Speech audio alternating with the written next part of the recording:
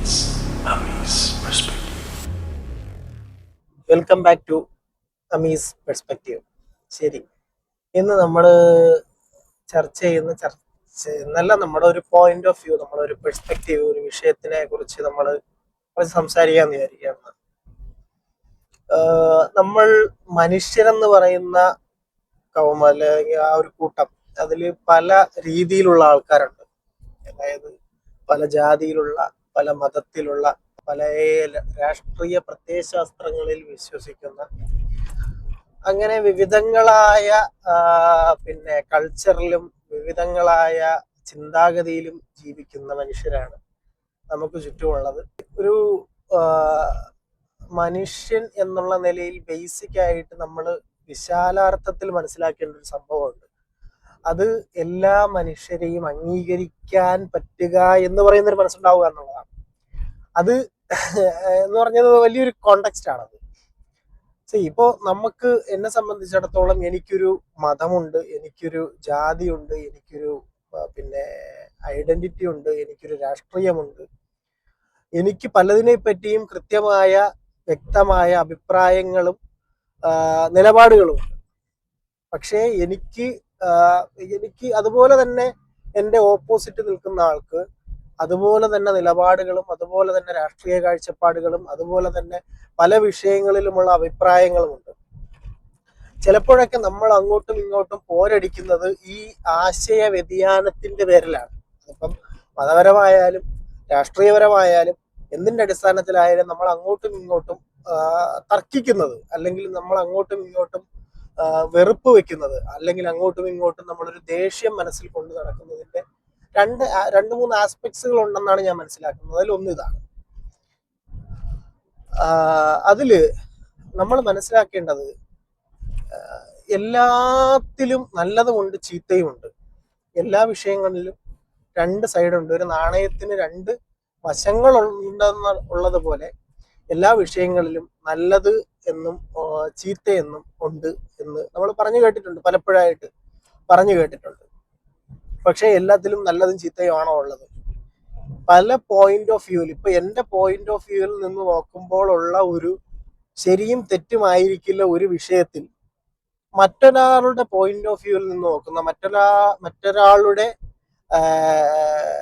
ചിലപ്പോൾ അയാൾ ജീവിച്ചു വന്ന സാഹചര്യം, അയാൾ വളർന്നു വന്ന ചുറ്റുപാട്, അയാൾ എക്സ്പോസ് ആയിട്ടുള്ള അയാളുടെ മേഖല, ഇതെല്ലാം വ്യത്യസ്തമായിരിക്കും. അതിൽ നിന്ന് അയാളുടെ ചിന്താഗതി രൂപപ്പെടുകയും അയാൾക്ക് അതിൻ്റെ അഭിപ്രായവും നിലപാടും ഉണ്ടാവുകയും ചെയ്യുന്നത്. ഞാൻ വളർന്നു വന്ന സാഹചര്യവും, ഞാൻ വളർന്നു വന്നതും, ഞാൻ പഠിച്ചതും, ഞാൻ വായിച്ചതും, ഞാൻ അറിഞ്ഞതുമായിട്ടുള്ള എൻ്റെ തലയിലുള്ള ചിന്താഗതികളിൽ നിന്നായിരിക്കും എൻ്റെ ഒരു പോയിന്റ് ഓഫ് വ്യൂ രൂപപ്പെടുന്നത്, അല്ലേ? ഞാൻ പറയുന്നത് നിങ്ങൾക്ക് മനസ്സിലാവുന്നുണ്ടെന്നാണ് ഞാൻ മനസ്സിലാക്കുന്നത്. ഓക്കെ, അപ്പോ എല്ലാ മനുഷ്യർക്കും അവരുടേതായ കാഴ്ചപ്പാടുകളുണ്ട്, അവരുടേതായ നിലപാടുകളുണ്ട്, അവരുടേതായ ശരികളുണ്ട്. അപ്പോൾ ഈ ലോകത്ത് നമ്മൾ ഈ മനുഷ്യരെ മുഴുവനും വിശാലാർത്ഥത്തിൽ മനസ്സിലാക്കുകയും അതിൽ നമുക്കെതിരെ നിൽക്കുന്നവന്റെ മനസ്സിൽ എന്തായിരിക്കും അവൻ അതിന് ശരിയെന്ന് വാദിക്കാനുള്ള കാരണം എന്ന് മനസ്സിലാക്കുകയും ചെയ്തു കഴിഞ്ഞാൽ ഒരു പരിധിവരെ മനുഷ്യരോടുള്ള വെറുപ്പ് നമുക്ക് കുറച്ചു വെക്കാനായിട്ട് കഴിയും. പലപ്പോഴും നമ്മൾ പല മേഖലകളുമായിട്ട് ബന്ധപ്പെടുന്ന ആൾക്കാരായതുകൊണ്ട്, നമ്മൾ പല തർക്കങ്ങളിലും ഏർപ്പെടുന്ന ആൾക്കാരായതുകൊണ്ട്, എന്തുകൊണ്ടാണ് മറ്റൊരാൾക്ക് അങ്ങനെ ഒരു അഭിപ്രായം വന്നത് എന്ന് ചിന്തിക്കാൻ ഞാനോ നിങ്ങളോ തയ്യാറാവുന്നുണ്ടോ എന്നുള്ള ഒരു വലിയ ചോദ്യമാണ്. തീർച്ചയായും അവിടെ അങ്ങനെ ഒരു പിന്നെ നിലപാട് അയാൾ എടുക്കാനുള്ള കാരണം എന്താണെന്ന് കൃത്യമായിട്ട് മനസ്സിലാക്കി കഴിഞ്ഞാൽ ഓക്കെ, ആ ഒരു വിഷയത്തിൽ അങ്ങനെ ഒരു ശരിയും കൂടെ ഉണ്ട് എന്ന് നമുക്ക് ചിലപ്പോൾ തോന്നിയേക്കാം. എന്നാൽ നമ്മുടെ നിലപാടിൽ അത് ചിലപ്പോൾ തെറ്റായിട്ട് തോന്നിയേക്കാം. ചിലപ്പോൾ മതപരമായിട്ടുള്ളതാവാം, ചിലപ്പം രാഷ്ട്രീയപരമായിട്ടുള്ളതാവാം, ചിലപ്പോൾ പിന്നെ ജാതീയമായോ വർഗീയമായോ ഉള്ളതാവാം.